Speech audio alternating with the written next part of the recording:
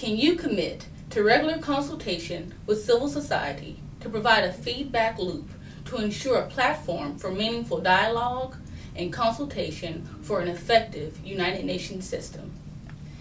Can you pledge to have a 50-50 gender balance for special envoys, special representatives, and ASGs by the end of your term?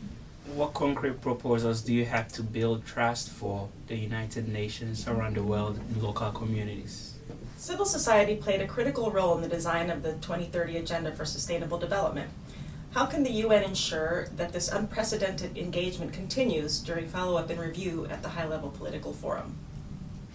The groundbreaking Security Council Resolution 2250 on youth, peace and security has been compared in many circles to the hugely significant Security Council Resolution 1325 on women, peace and security.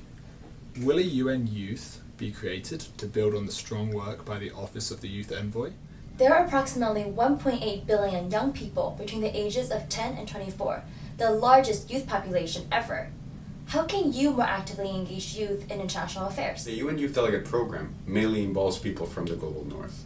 What steps will you take to strengthen the program and make sure the member states from the Global South send youth representatives to the General Assembly every year? What steps will the UN take to ensure that the voice of civil society will be weaved into the practical implementation of global citizenship education? Sustainable Development Goal 16 calls for inclusive, accountable, and participatory decision-making at all levels.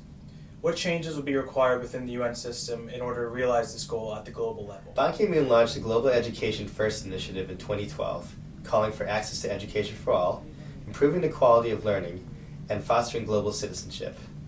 What ideas do you have to continue and expand the United Nations focus on global education?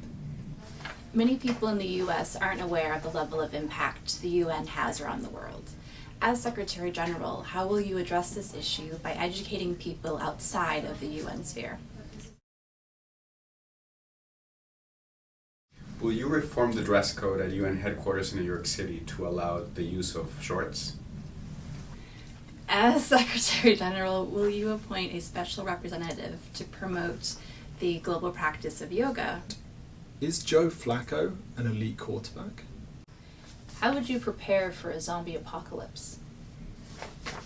If you had to make one vegetable the official vegetable of the UN, would it be kale?